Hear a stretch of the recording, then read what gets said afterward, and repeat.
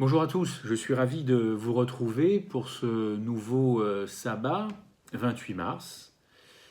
Nous nous sommes quittés la semaine dernière le 21 mars et nous nous retrouvons donc 8 jours après, toujours dans les mêmes conditions que je n'ai pas besoin de détailler auprès de vous. Je vous souhaite un bon sabbat, chers amis, chers frères et sœurs, et que la paix de Dieu nous accompagne ainsi évidemment que sa grâce. Je voulais vous entretenir ce matin sur le thème de la cécité.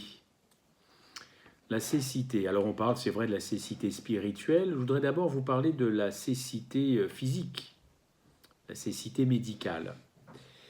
Et encore une fois, que nous passions tous un bon sabbat, je commencerai par une courte prière.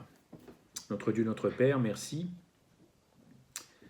Merci de nous conduire par ton Saint-Esprit dans ces études, dans ces entretiens. Que chacun soit édifié, que chacun se sente élevé, exaucé, relevé, pour que nous soyons pleinement imprégnés de ton évangile, comme l'homme dont je vais parler dans quelques instants, histoire bien connue, mais peut-être pas assez étudiée en tout cas. Garde-nous dans ta paix, au nom de Jésus-Christ. Amen. Je vous invite à ouvrir vos Bibles. Vous voyez, la mienne n'est pas très loin, vous ne la voyez pas forcément, mais je vous rassure, elle est là. Dans un texte de Marc 10, versets 46 à 52. Je vais vous en tracer les grandes lignes, si vous le permettez. Ils arrivèrent à Jéricho, Marc 10, versets 46 à 52. Ils arrivèrent donc à Jéricho, et lorsque Jésus en sortit avec ses disciples, il y avait une assez grande foule, et un mendiant était là. Vous le connaissez, Bartimée, fils de Timée, était assis au bord du chemin. Il entendit que c'était Jésus de Nazareth, qui approchait, et il se mit à crier, « Fils de David, Jésus, aie pitié de moi !» Plusieurs lui firent le reproche de se taire. Mais il criait d'autant plus fort, « Fils de David, aie pitié de moi !» Jésus s'arrêta et dit, « Appelez-le !» Ils l'appelèrent, l'aveugle, en lui disant, « Prends courage, lève-toi !» L'aveugle jeta son manteau, se leva d'un bond et vint vers Jésus. Et Jésus prit la parole et lui dit, « Que veux-tu que je fasse ?» Rabouni, lui dit l'aveugle, « Que je recouvre la vue. » Et Jésus lui dit, « Va, ta foi t'a sauvé. » Aussitôt il recouvra la vue et se mit à suivre Jésus sur le chemin. Le contexte de ce récit montre un Jésus-Christ en route pour Jérusalem, pour la fête de la Pâque, mais aussi, et cela était synonyme de la Pâque, en route pour le calvaire, et sa mort sur la croix pour vos péchés, pour les miens. Dans Marc 10, nous découvrons que le Maître utilise une approche novatrice de partage de l'Évangile.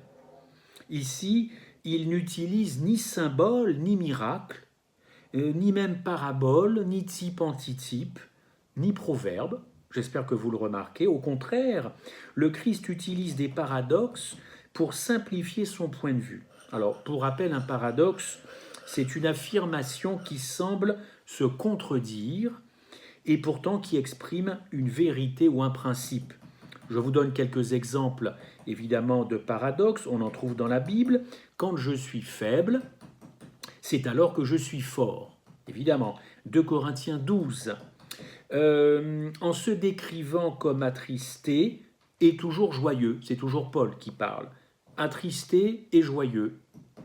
Paradoxe, 2 Corinthiens 6.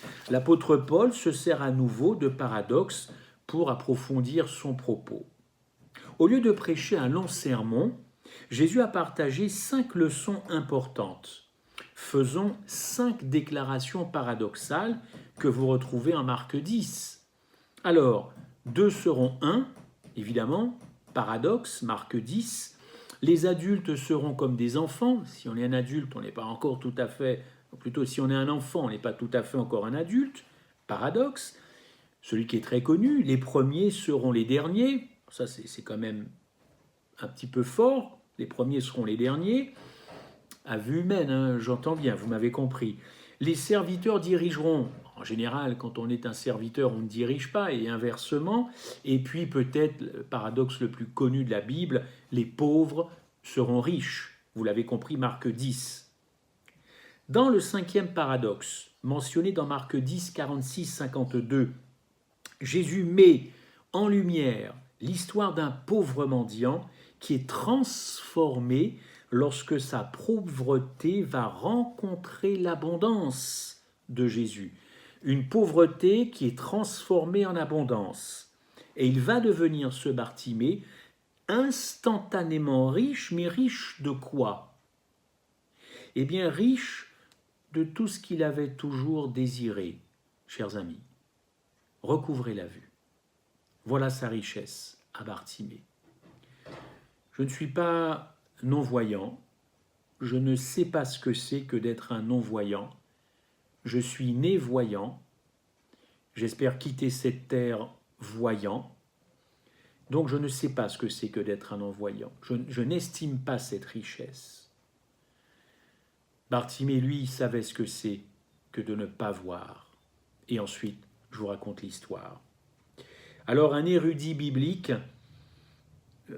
suggère qu'une grande foule suivait Jésus et ses disciples sur le chemin de la Pâque en quittant Jéricho. Il y avait un voyage à peu près de 19 kilomètres entre Jéricho et Jérusalem. Alors c'est vrai que dans la Bible, il pourrait y avoir une contradiction entre deux textes, Marc 10, verset 46 et Luc 18, verset 35. Pourquoi?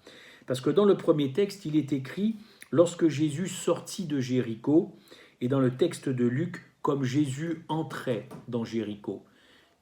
Vous avouerez que quand on sort, on sait qu'on sort, et si en plus il y a des témoins qui attestent cela, et quand vous rentrez quelque part, on ne peut pas dire que vous en sortez.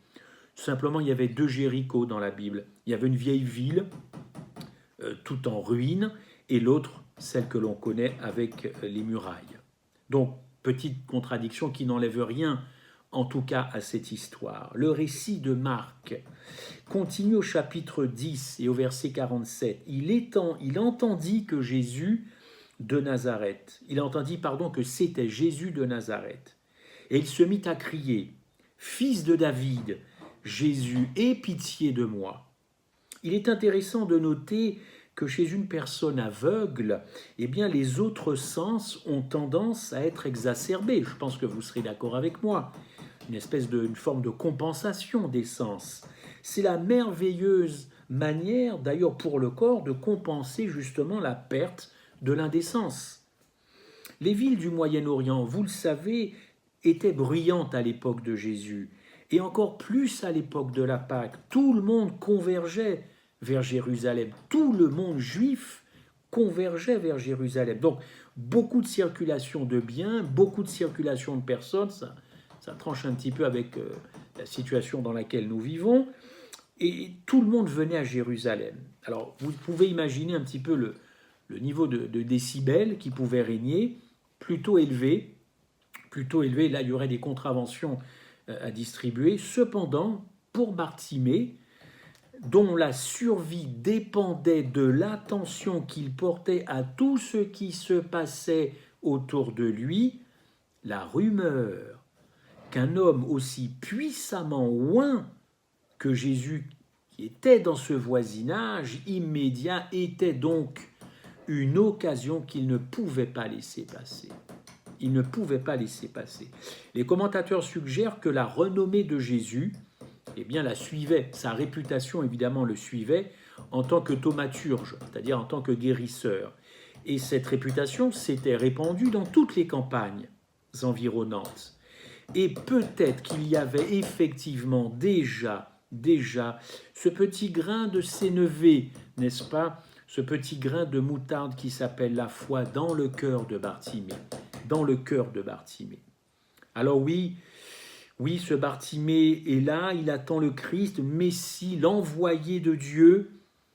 Ah, Bartimée était peut-être aveugle, mais il n'était pas stupide. Il était même au fait de la théologie juive et de l'histoire de la nation juive, puisque quand il interpelle Jésus, il dit « fils de David ». Est-ce que vous avez cherché à comprendre un petit peu cela? Fils de David. Alors il ne le dit pas à une reprise, mais vous le savez, il le dit à 2 reprises. Pourquoi je vous dis ça?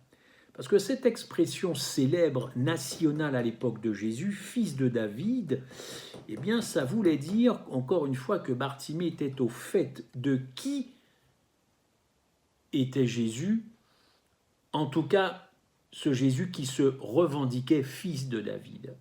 Bartimée était au courant, il l'interpelle avec ce nom. Son cri était si perçant que ce cri a fini par abasourdir les gens aux alentours, n'est-ce pas? Plusieurs lui faisaient des reproches au verset 48, « Tais-toi, tais-toi, tais-toi, tais-toi, tu nous fatigues. » Le texte ne le dit pas, « Tu nous fatigues », mais quelqu'un qui est à côté de vous n'arrête pas de crier, crier, « Aie pitié de moi ». Vous savez, chers frères et sœurs, chers amis, quand l'âme désire désespérément le changement, rien d'autre n'a d'importance. Rien d'autre n'a d'importance. Les amis, les connaissances n'ont pas d'importance. La foule peut vouloir nous submerger et détourner notre attention de Jésus, comme ce fut le cas d'ailleurs pour Bartimée. Mais ne soyons nullement découragés, n'est-ce pas? Bartimée refuse, lui, d'être bafoué par la foule.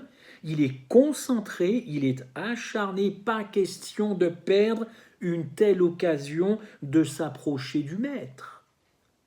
Peut-être que certains dans la foule étaient offensés d'ailleurs d'entendre le titre du Messie, fils de David, utilisé par ce mendiant, ce rebut de la société. Mais ce cri fils de David était évidemment là pour accrocher l'attention de Jésus.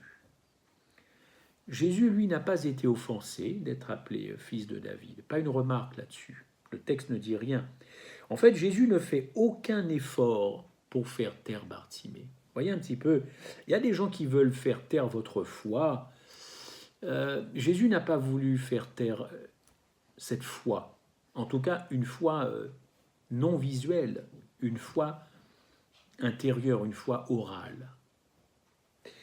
Alors il est en effet en route vers Jérusalem pour accomplir sa mission, sa tâche de Messie, le sauveur du monde.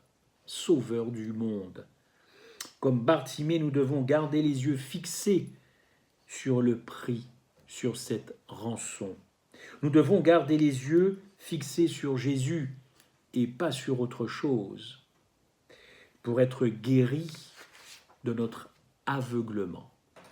Ressentant le tiraillement plaintif de l'extrême besoin de ce mendiant aveugle, Jésus va s'arrêter. Le texte au verset 49 nous dit très clairement, Jésus s'arrêta et dit « Appelez-le ». Ils appelèrent l'aveugle en lui disant « Prends courage, lève-toi, il t'appelle ». Alors vous voyez déjà un petit peu le changement de ceux qui étaient à côté de lui. Tout à l'heure c'était « Tais-toi, tu nous agaces » en quelque sorte. Et maintenant c'est puisque le maître t'appelle, Jésus t'appelle, vas-y. Changement, n'est-ce pas? Quand Jésus, chers amis, appelle Bartimée, avez-vous remarqué que Bartimée est prêt? Pas d'hésitation chez cet homme, pas d'incertitude, pas de perte de temps, pas de peur. Il ne se pose même pas la question « est-ce que je suis prêt ?» J'entends beaucoup autour de moi des gens glosser sur le fait cette préparation. Certains disent même pourquoi se poser cette question, puisque de toutes les façons, nous ne savons pas si nous sommes prêts, nous ne saurons jamais si nous sommes prêts. Et la question qui suit, peut-on un jour être prêt? Moi, je regarde ce que nous dit le texte biblique et je vois un homme qui, à l'appel de Jésus, se lève, il est prêt. Je répète, pas d'incertitude, pas de perte de temps, pas de peur, pas d'hésitation. Il se lève. Rien n'est plus important pour Bartimée que de se connecter, de répondre à Jésus-Christ, la source de tout bien, la source de la toute-puissance, la source de toute la compassion, le pourvoyeur à tous nos besoins. Alors Jésus nous appelle aussi, Ah, ça fait un petit moment qu'il nous appelle, et il ne nous appelle pas que pour le temps qui passe en ce moment, il nous appelle depuis tout le temps. Il veut nous guérir de cet aveuglement, n'est-ce pas? Alors la question, que voulez-vous que Jésus fasse pour vous ce sabbat, maintenant, au moment même où je vous parle? Ce jour-là, la foule impatiente a reconnu le cri d'agonie de cet aveugle. Et cette foule s'est sentie obligée de faciliter le déplacement, la connexion avec Jésus-Christ, n'est-ce pas? Au verset 50, chers amis, le texte nous dit que l'aveugle jeta son manteau, se leva d'un bond et vint vers Jésus. Certains commentateurs suggèrent que le vêtement extérieur de Bartimée était probablement utilisé comme un grabat. Ce vêtement qui, dans le passé, était la couverture de sécurité des pauvres. Couverture de sécurité de Bartimée, en l'occurrence, n'est-ce pas? Protection contre le froid du soir, de la rosée du matin et de la grande chaleur le jour. Bartimée ne possédait que cette couverture. Bartimée, je le répète, ne possédait que cette couverture. Alors vous allez me dire, c'est facile quand on n'a rien de répondre à l'appel du Christ. C'est pas faux, c'est pas faux. Et à contrario, quand on n'a pas grand-chose, plutôt quand on n'a pas grand-chose, c'est facile, et quand on a beaucoup de choses, c'est un petit peu plus compliqué. Je pense que c'est un état d'esprit, c'est une façon de voir, de concevoir les choses. Bartimée, lui, n'a rien, c'est vrai, mais c'est ce geste, moi, qui m'importe. Il se lève tout de suite et il y va. Il jette volontiers ce vêtement pour répondre promptement à Jésus. Alors nous sommes-nous prêts de notre côté à rejeter les choses de ce monde qui nous empêchent d'aller à Christ? Bartimée ne peut pas voir Jésus, mais son ouïe aiguisée a capté non seulement le son de la voix de Christ, mais la direction même d'où provenait cette voix. Il jette tout et il se précipite vers sa guérison. C'est là où je veux en venir avec vous sur la guérison. Jésus prend la parole et lui dit « Que veux-tu que je te fasse ?» Réponse de Bartimée, « Rabouni, lui dit l'aveugle, que je recouvre la vue. » C'est au verset 51. Quelle question intéressante à poser un aveugle. D'ailleurs, c'est la même question que Jésus posa à Jacques et à Jean dans Marc 10, verset 36. C'est la même question que Jésus nous pose à vous, à moi, tous les jours de notre vie, et en particulier aujourd'hui. Que veux-tu que je fasse dans ta vie? Que veux-tu que je fasse dans ta vie? Ainsi, notre message, ce message, j'espère, vous interpelle, parce que cette phrase n'est pas non plus anodine. Que veux-tu que je fasse dans ta vie? Alors rappelez-vous, Jésus, c'est celui qui a guéri les 10 lépreux de leur terrible maladie. Il est celui qui a nourri 5000 hommes, femmes et enfants, avec 2 petits poissons et 5 morceaux de pain. Il est aussi celui qui, lors du mariage de Cana, les noces de Cana en Galilée, a transformé l'eau en vin. Rappelez-vous, il est celui qui a ressuscité le fils de la veuve de Naïm, Luc 7. Jésus a donc le pouvoir de faire n'importe quoi pour vous. Et encore une fois, il nous pose cette question, que veux-tu que je fasse? Veux-tu être guéri? Veux-tu être guéri? Ce jour-là, Bartimée a fait quelque chose à côté de Jéricho. D'abord, l'aveugle était sans équivoque sur qui était l'identité profonde de Jésus, puisqu'à un moment, il l'appelle Rabouni. Avez-vous compris ce qui se passe? Rabouni signifie maître, chef, prince, enseignant. n'est-ce pas? Appeler quelqu'un maître signifie que vous êtes désireux de le suivre, que vous êtes prêt à le suivre, que vous êtes prêt à entendre son enseignement. Rabouni, Rabouni. La seule autre personne qui a utilisé ce terme dans les évangiles, c'est Marie, en Jean 20,16. Vous l'aviez remarqué cela? Et elle l'a fait en voyant Jésus dans le jardin après sa résurrection. 2 fois seulement dans les évangiles, Rabouni, maître, Marie et Bartimée. Le mendiant aveugle appela 2 fois fils de David, c'est-à-dire le titre national de Jésus, Messie, mais à un moment, ce n'est plus ça, c'est Rabouni, mon maître, mon chef.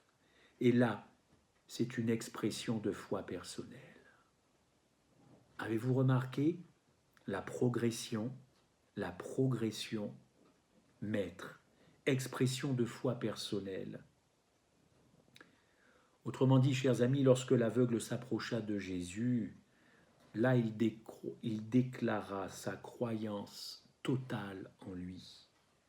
Oui, Bartimée était parfaitement au clair sur ce qu'il voulait que Jésus lui fasse ce jour-là, parce que le mot grec anablipo, c'est-à-dire que je recouvre la vue, anablépo, que je recouvre la vue, eh bien les commentateurs suggèrent que anablépo signifie, et j'ai vérifié, recouvrer, récupérer, retrouver. Cette notion est tout à fait plausible et proche de l'original, car elle suggère que comme la plupart des aveugles au Moyen-Orient, Bartimée n'était peut-être pas né aveugle. Et non, il est devenu aveugle faute de soins, faute d'argent, car il existait évidemment du temps de Jésus-Christ, ce que l'on appelle aujourd'hui, évidemment, eh bien, non pas des ophtalmologues, je ne sais pas pourquoi ce mot arrive, mais enfin, en tout cas, il existait des médecins à l'époque de Jésus-Christ. Et ce Bartimée, comme beaucoup de pauvres, évidemment, manquait de soins. Que voulez-vous que Jésus fasse pour vous? Souhaitez-vous effectivement cette guérison, n'est-ce pas? Cette guérison tant attendue et tant souhaitée, je l'espère. Que veux-tu que je fasse pour toi? C'est une question qui a déjà été posée par Jésus-Christ quand il était sur cette terre. L'Écriture, d'ailleurs, mentionne des personnages qui n'ont pas toujours voulu que Jésus agisse dans leur vie. Ce n'est pas le cas de Bartimée. Bartimée était au clair, il voulait. Question de volonté, n'est-ce pas, et de foi. Mais il y a des exemples, notamment en Marc 5, verset 21, c'est l'épisode des démons à Gadara. Je vous dresse un petit peu le contexte. De l'autre côté du lac de Galilée, au pays de Gadara, un démoniaque accueille Jésus et lui dit « Qu'y a-t-il entre toi et moi, Jésus ? Je t'en supplie, ne me tourmente pas. » Autrement dit, le démoniaque dit à Jésus « S'il te plaît, ne me dérange pas. Laisse-moi tel quel. » N'est-ce pas? Jésus, évidemment, va faire la différence entre cet homme et les démons qui le possèdent. Il va guérir cet homme. Des gens sont témoins de cette guérison extraordinaire. Personne ne pouvait guérir ce possédé, excepté le Christ. Mais ces témoins voulaient que Jésus s'en aille. Jésus était là aussi pour eux, bien entendu, pour les guérir. Mais ça ne les intéressait pas. Vous avez sûrement rencontré des chrétiens qui ne souhaitent pas qu'on les embête, qui ne souhaitent pas, au fond, finalement, être guéris. Et pourtant, Jésus est là, évidemment. Alors, dans ce texte de Marc 5, verset 21, qu'est-ce qui tourmentait ces témoins oculaires qui ont vu cette guérison? Eh bien, c'était l'argent qu'ils perdaient, vous le savez bien, vous connaissez ce texte. D'ailleurs, ils disent au verset 36, « Rentre chez toi, tu nous gênes. » C'est pas écrit comme ça, mais ça veut dire ça. Tu nous gênes, tu nous fais perdre de l'argent. Autrement dit, tu perturbes nos affaires.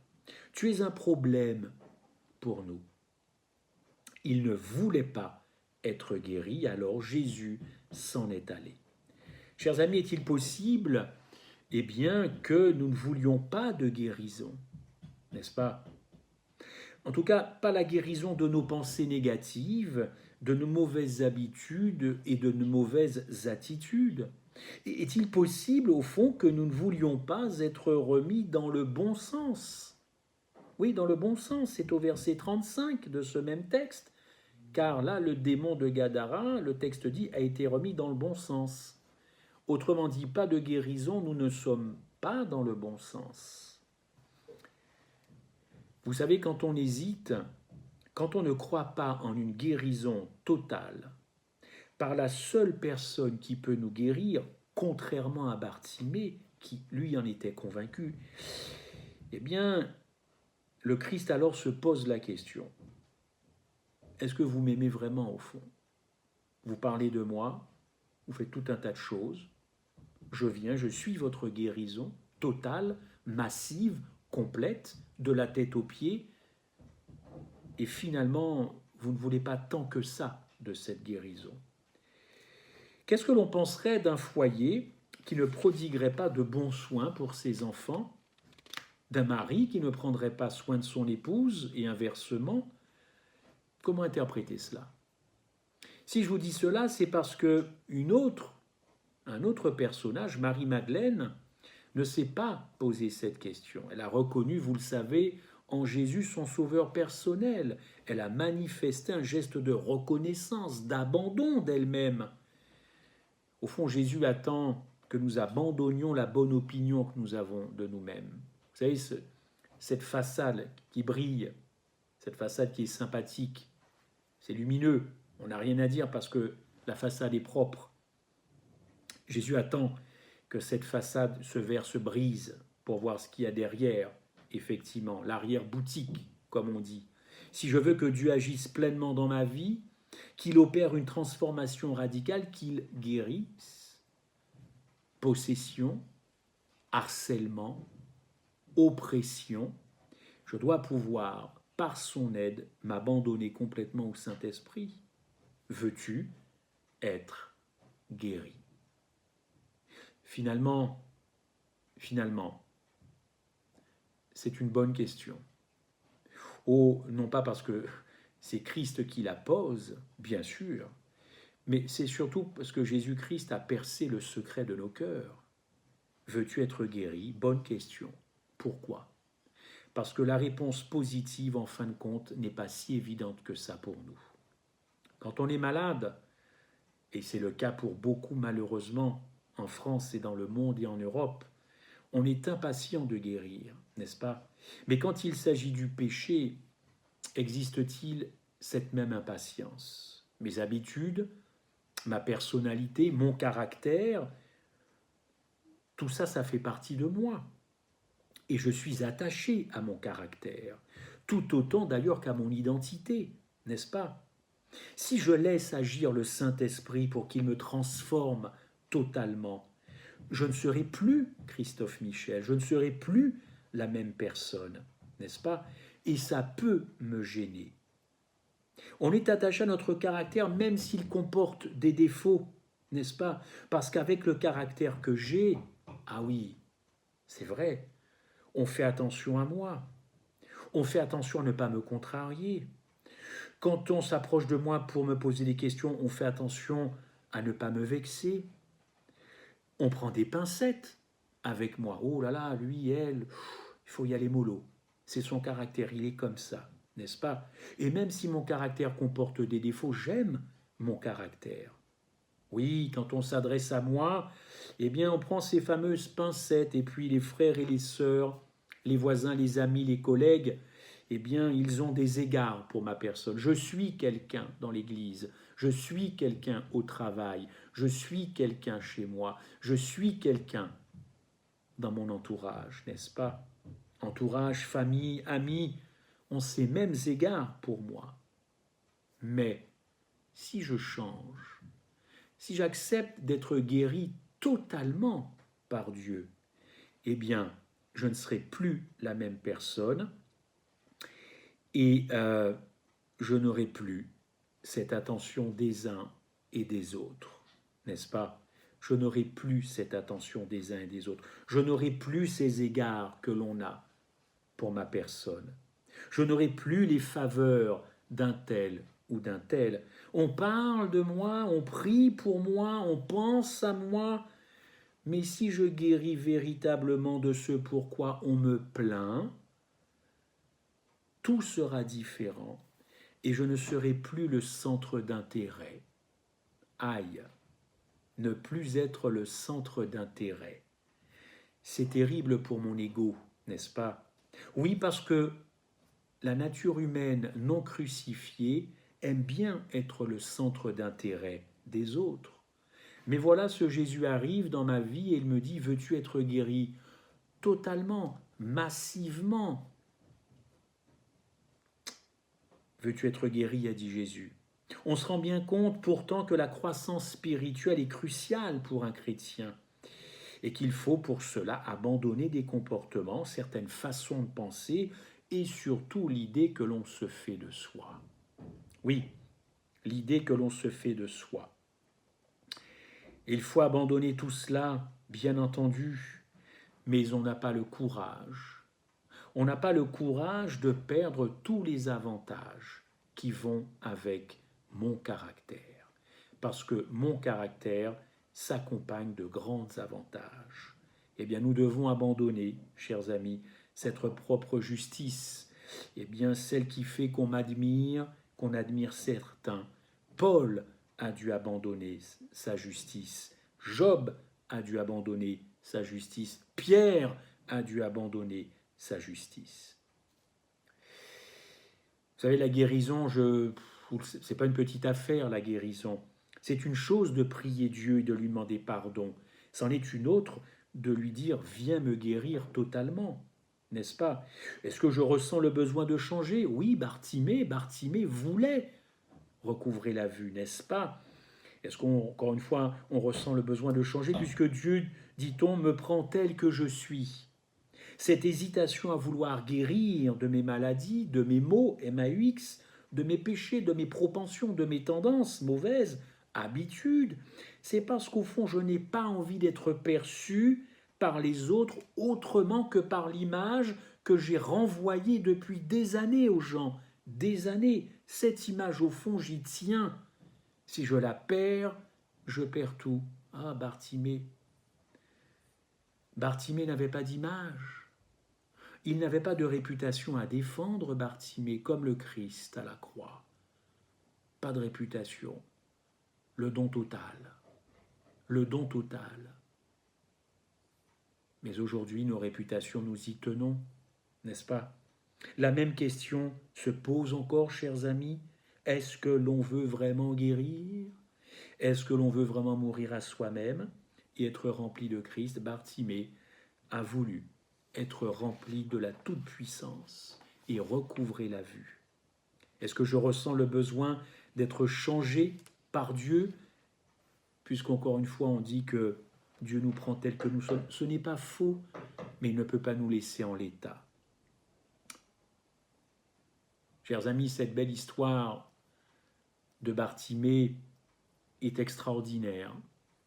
Ce n'est peut-être pas l'histoire la plus connue, ce n'est peut-être pas l'histoire qui vous remue le plus, mais elle me touche et je voulais partager cela avec vous parce qu'au fond, on a un homme qui n'a rien, qui va devenir riche, il voit, et ça lui suffit ensuite pour suivre le Christ et évidemment témoigner de ce que Jésus-Christ a fait pour lui. Par la suite, c'est sûr que la gloire de Dieu pour Bartimée, ça a été quelque chose qu'il a pu communiquer. Ça a dû être sa préoccupation quotidienne. Il a tracé son chemin avec le Christ, n'est-ce pas?